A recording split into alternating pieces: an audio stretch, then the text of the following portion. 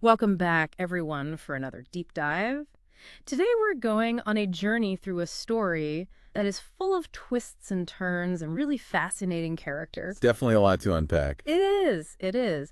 We're looking at Rabbi Nachman of Breslav's Fur. Right. This is not just any story. Mm. It's packed with these really interesting people and kind of strange motivations. Really makes you think. So we're going to try to get to the bottom of some of these characters, like what makes them tick. Yeah, I think that's a great approach to this one, really looking at what motivates the different characters, Yeah. what makes them do what they do. Right. And why do they do it in these very specific ways? Exactly.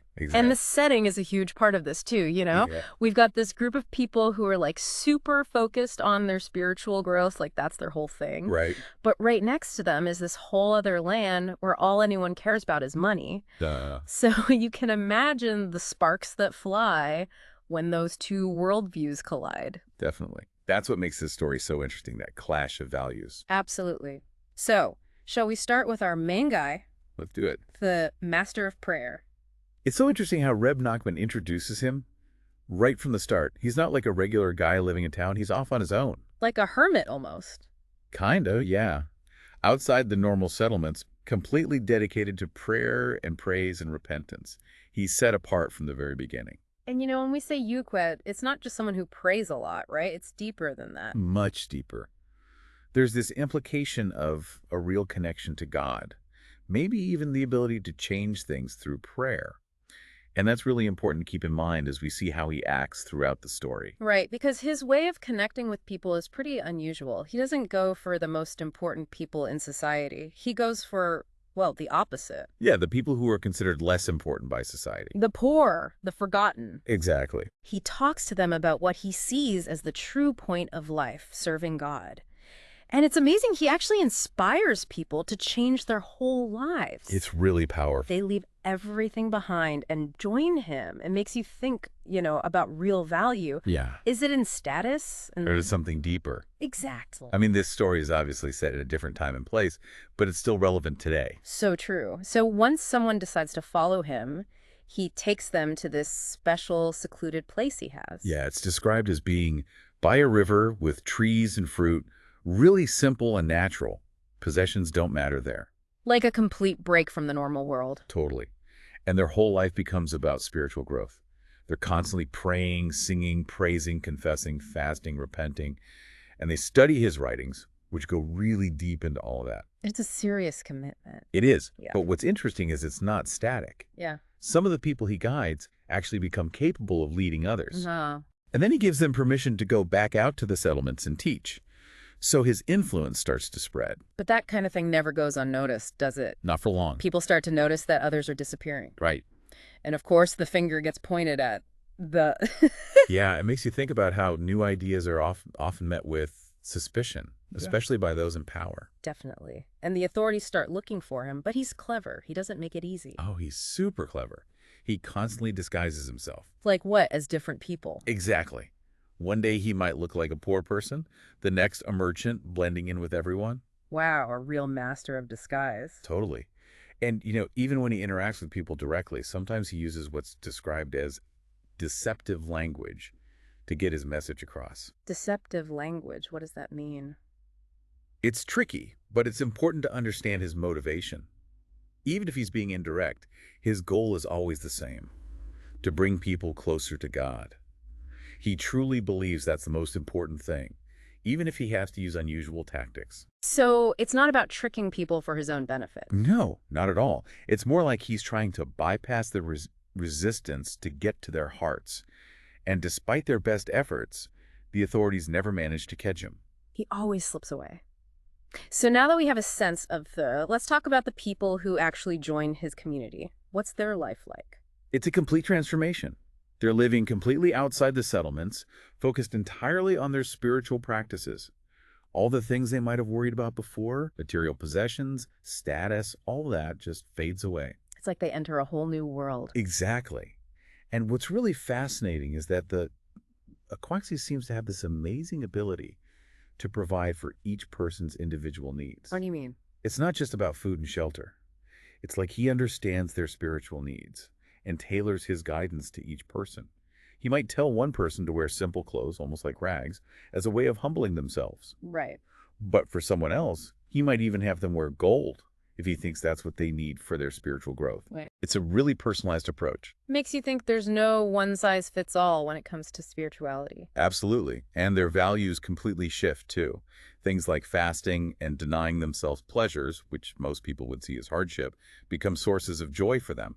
That's a huge change in perspective. Yeah, it shows how much their priorities have shifted from the material to the spiritual. Huh. And it's such a stark contrast to the people in the next place we need to talk about, the land of wealth. Oh, yeah, this is where things get really interesting. And a little disturbing, to be honest. Tell us about this society. It sounds so different from anything we know. Well, imagine a place where the only thing that matters is money.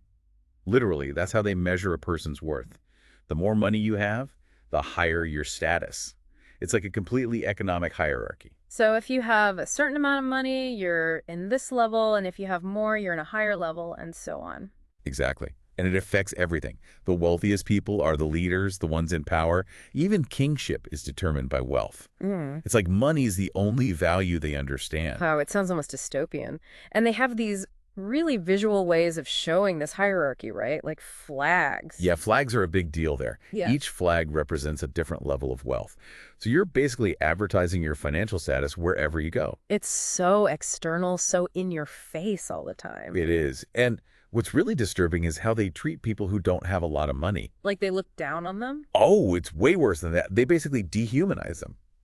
They actually refer to people with certain amounts of money as different animals. Like what, they call someone a human dog because they only have a few dollars? It's crazy, right? It's like they're stripping away their humanity based on their financial status. That's just awful. Yeah. And amidst all of this, we have the Adelo, who's obviously deeply concerned by all of this. Oh, absolutely. He sees their obsession with wealth as a huge mistake, a turning away from what's truly important. He's really worried about where it's going to lead them. And it's not just him. Some of his followers also feel compelled to do something about it. Yeah, they're driven by compassion for these people who are so lost in their pursuit of wealth. So they decide to go to the land of wealth and try to reason with them. They do. They try to talk to people, especially those who are considered the lowest in their society, the animals, and explain to them the emptiness of chasing after money. But their message doesn't really get through. Because the belief that wealth is everything is just too deeply rooted. Exactly. It's like their whole worldview is built on it. And what's even crazier is that the people in the land of wealth are planning to take things even further. Oh, no. They're actually planning to move to a whole new land where they believe there's even more gold and silver. But get this, they also want to create their own system of stars and constellations where wealth determines the power of those celestial bodies. Wow. So they're taking their money obsession and projecting it onto the entire universe. Exactly. And their ultimate belief is that if they get enough wealth, they'll become like gods themselves. It's like a whole new level of delusion. It is. Yeah. And to protect their beliefs and their future godhood, they go to great lengths to isolate themselves. Like, what, they build walls around themselves? Literally. They find the highest mountains, build fortresses and postguards to keep everyone else out. They're really serious about this. They are. But the text points out this really interesting contradiction. What's that? Even though they think the wealthy are like gods, they're still terrified of things like theft and murder. Because they still want more wealth for themselves. Exactly. So their supposed divinity doesn't actually protect them from basic human flaws like greed and violence. It's all so messed up. And their religious practices reflect this too, don't they? Oh, yeah. They have all these rituals and sacrifices dedicated to their wealth gods, including human sacrifices. Human sacrifices. Yeah, they believe that if they sacrifice themselves, they'll be reborn as wealthy individuals. That's just horrifying. It is. And the crazy thing is, even with all these rituals, their land is full of murder and theft. It's like their beliefs create the very problems they're trying to avoid. Because their whole life is about getting more and more money. It's the only thing that matters to them. It's how they get food, shelter, status, everything. And they're constantly sending merchants out to other lands to bring back even more wealth. Right. And forget about charity. Like giving to the poor. Yeah, that's seen as a bad thing because it reduces the flow of wealth. Wow. So the opposite of what the teaches. Totally opposite. And to make sure everyone stays in their place in this hierarchy, they have officials who go around verifying that everyone's wealth matches what they claim to have. Like a financial police. Kind of, yeah. And It's a really fluid system. If you lose money, you can drop down in status and even become one of the animals. It sounds like a really precarious existence. It is. They even have portraits of the wealthiest people, their gods, which they actually embrace and kiss. It's like a literal worship of money. It is. And so the past disciples eventually return to him and tell him everything they've seen. And he's got to be pretty upset about it. He is. He's really worried about how deeply they've fallen into this delusion, especially now that they're worshiping the wealthy as gods. So he feels like he needs to do something more drastic. Right. He decides to go to the land of wealth himself and try to reason with them directly. Which is a pretty risky move, considering they're already looking for him. It is. But he feels a deep sense of compassion for these people and wants to help them see the error of their ways. So he sets off on this journey to their mountaintop city. But he has to get past the guards first, right? Right. The guards, being less wealthy, are allowed to interact with the outside world, but they still believe in the same things as the people inside the city. So they're not going to be very receptive to his message. Exactly.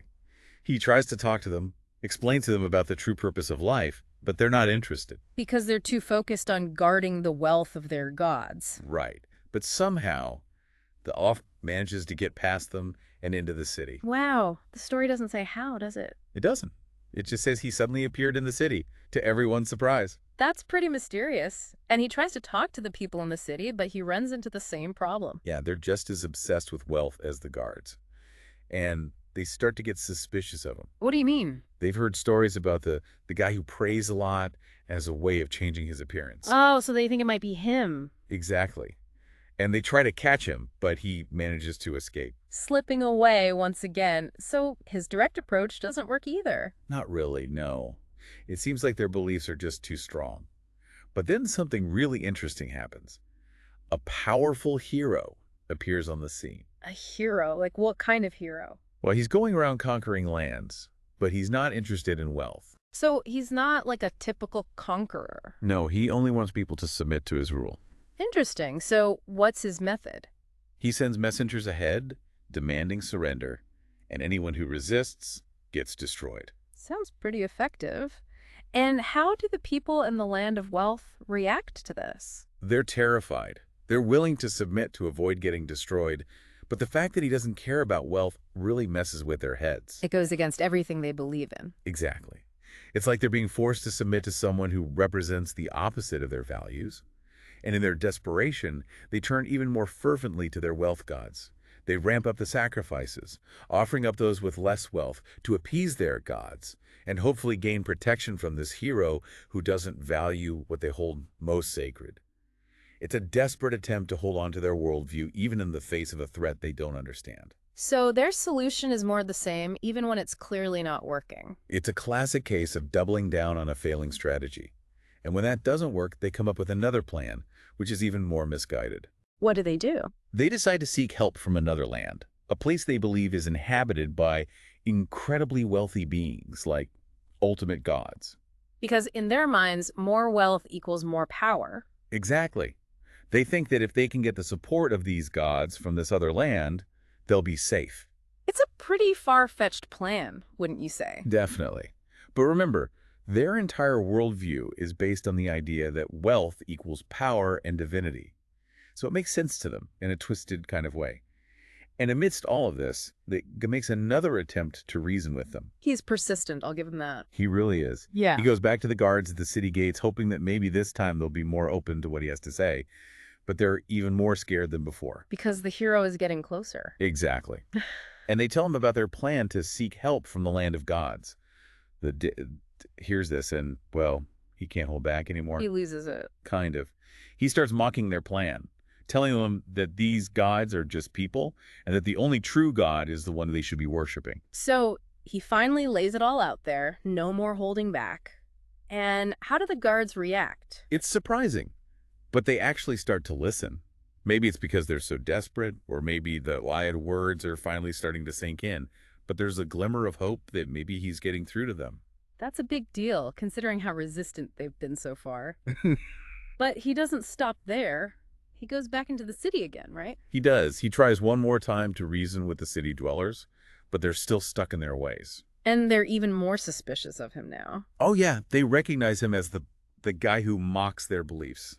And this time, they catch him. So he ends up being interrogated by the city officials. Yep, and he doesn't back down. He tells them straight up that they're wrong, that their gods are powerless. Of course, they think he's crazy. I mean, it's not surprising, considering how deeply they believe in their system, but then he throws them a curveball. Right. He starts talking about this king he knows who lost a hero, and he hints that the hero who's approaching might be that same hero. Okay, that's interesting. And then he drops an even bigger bombshell, right? He does. He tells them about a hand map that this king possesses. A hand map. What is that? It's not just any map. He describes it as a blueprint of all creation, showing everything. The past, present, future, different worlds, the paths between them. It's like a cosmic map. Wow. And how does he know about this map? He says that's how we got into their city, which they thought was impenetrable. And he claims he can use this map to travel anywhere. So he's basically saying he has access to all of creation. Pretty much. And he goes into detail about all the information on this map. He says it shows every country, city, river, person, even events from the past, and the paths taken by people like Elijah and Moses. That's a lot of detail. It is. And here's the kicker. He says the map also shows the fate of places like Sodom and the future of the land of wealth. Uh-oh. Yeah, he tells them that according to the map, they're going to be destroyed. That's kind of shade him up a little bit. It does. They're shocked. And, despite themselves, they're starting to believe him. But of course, their obsession with wealth kicks in again. Of course. Yeah. They immediately start asking him where they can find this king and if he can show them how to get more riches. It's like they can't even comprehend anything beyond money. It's really sad. And that he's just exasperated at this point. He tells them to stop talking about money, but they won't listen. So to maybe shift the conversation, he tells them a story, right? He does. He tells them about this king and queen who had a daughter who's ready to get married. Okay. And the king wants to find the perfect husband for her. So he gathers his advisors, and the Jew is one of them because the king really trusts him. And what does he suggest? He tells the king to give his daughter to this hero who's done great things for the kingdom, conquering lands and all that. Makes sense. A hero seems like a good match for a princess. Right. And the king agrees, and everyone celebrates. So they get married, and then what happens? Well, they have a child, a son. Huh. And this child is described as being incredibly beautiful with golden hair and super smart, even as a baby. Wow, a real prodigy. He was. And the king's court had some other really interesting people in it, too. There was this amazing speaker whose words could move people's hearts. Okay. And a super wise scholar. And of course, the hero, who was already strong, but the king gave him this special sword that made him even more powerful. What was so special about this sword? It's just lifting it would make enemy commanders run away scared, leading to easy victories. And it had two edges, one that caused instant death and the other that caused this terrible wasting disease. Sounds pretty terrifying. It was. And the king also had this really close friend, someone he loved dearly. A best friend, kinda. More than that, almost like a soulmate. They even had portraits made of themselves, embracing and kissing, and just looking at these portraits would fill people with love. That's pretty powerful. It was. But then, disaster strikes. What happened? This huge storm hits, like a world-altering storm. It changes the landscape, turns land into sea and sea into land. It's chaos. And this storm affects the king's palace, too. It does. The palace itself is fine. But the princess's baby, the special child, gets snatched away by the storm. Oh, no. And the princess, the queen, and the king, they all run out trying to find him, but they get separated and disappear. That's tragic. And all this is happening while the others are away? Yeah, they're off somewhere renewing their powers, so they miss the whole thing. And the hand map is lost during the storm, too. It is. And that's a huge problem because the world is so messed up now that they can't find their way back to the places where they renew their powers. So they're stuck with whatever power they have left. Right. And the Maris ends this part of his story by saying that if the hero they're facing is the same one from the king's court, then he's definitely going to be a formidable opponent. So they better be prepared for a tough fight. Yeah. And the officials, hearing all of this, they're pretty shaken up. They decide to keep the hero locked up just in case he's needed to identify the hero. Smart move. Right. So now the hero's army is getting closer and closer, and the people in the land of wealth are freaking out. They go back to the beg him for advice. Hoping he has some magic solution. Exactly. Yep. And he tells them that the best thing they can do is try to learn about the hero, figure out what he's all about. So he decides to go out to the hero's camp and talk to one of his warriors. Risky move. It is. But he has to try something.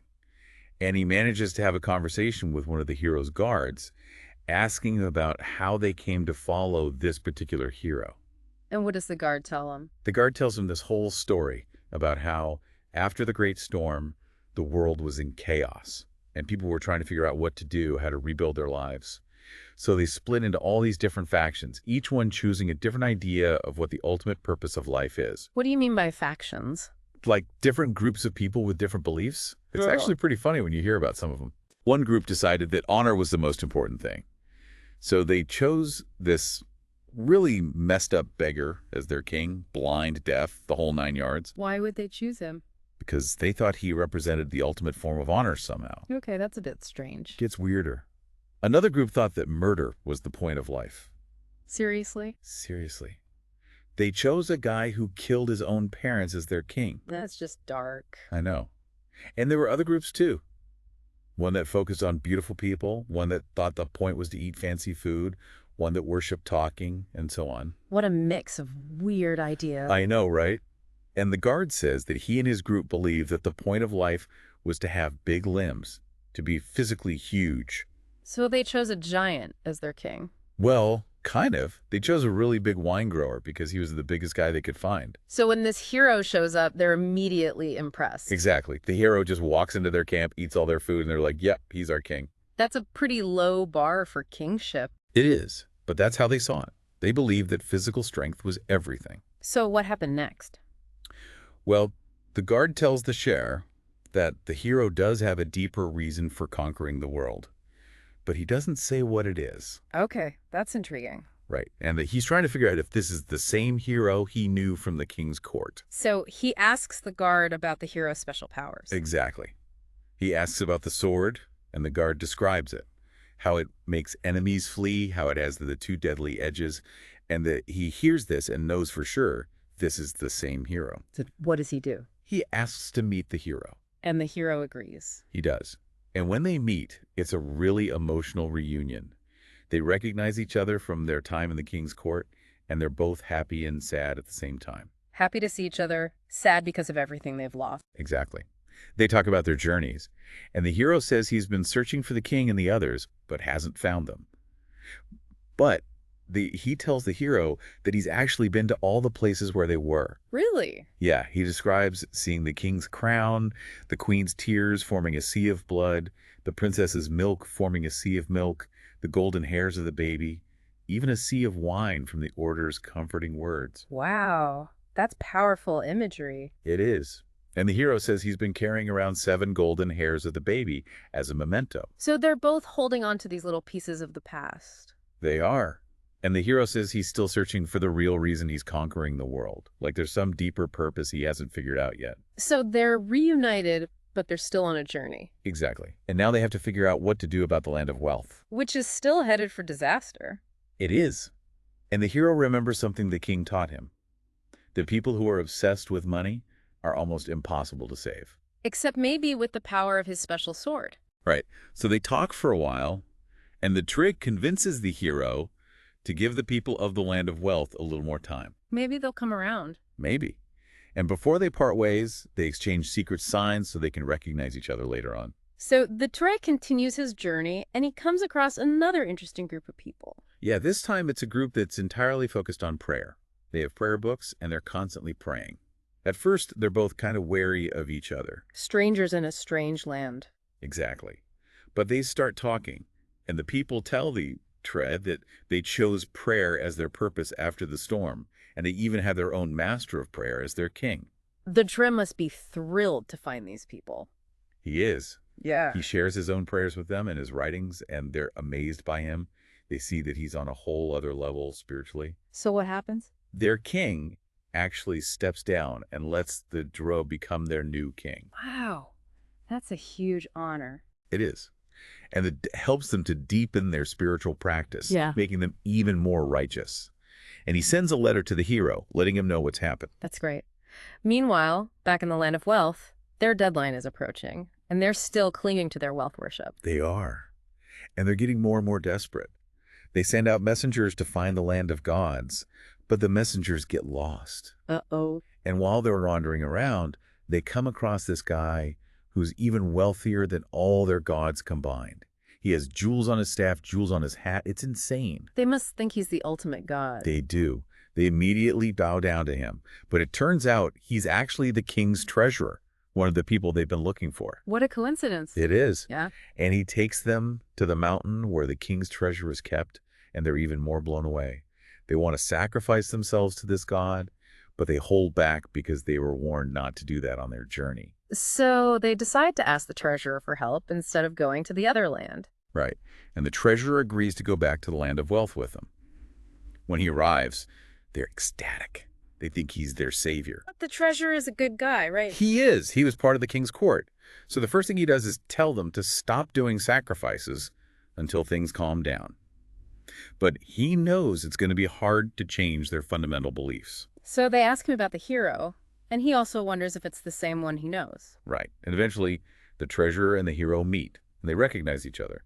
It's another joyful and sorrowful reunion. And the hero tells the treasurer about meeting the Urs and how he's now a king. So they're all catching each other up on what's been happening. They are. And they talk about the land of wealth and how difficult it is to get them to see beyond their obsession with money. The treasurer agrees to extend their deadline even further, and they exchange secret signs so they can recognize each other later. And then the treasurer goes back to the land of wealth, still hoping to help them. He does.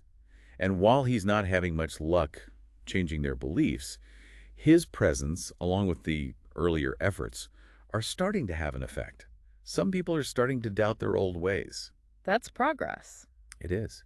And then the treasurer does something really interesting. He knows about the hero's sword and how it's the only thing that might be able to break the people's obsession with money. So he tells them the secret of how to get to it. He tells them about the fiery mountain and the hidden kitchen. Exactly. He describes the path, with the lion in the kitchen with the birds controlling the fire. Why would he do that? He's hoping that maybe if they go on this journey, they'll see something that will change their minds. Host speaker.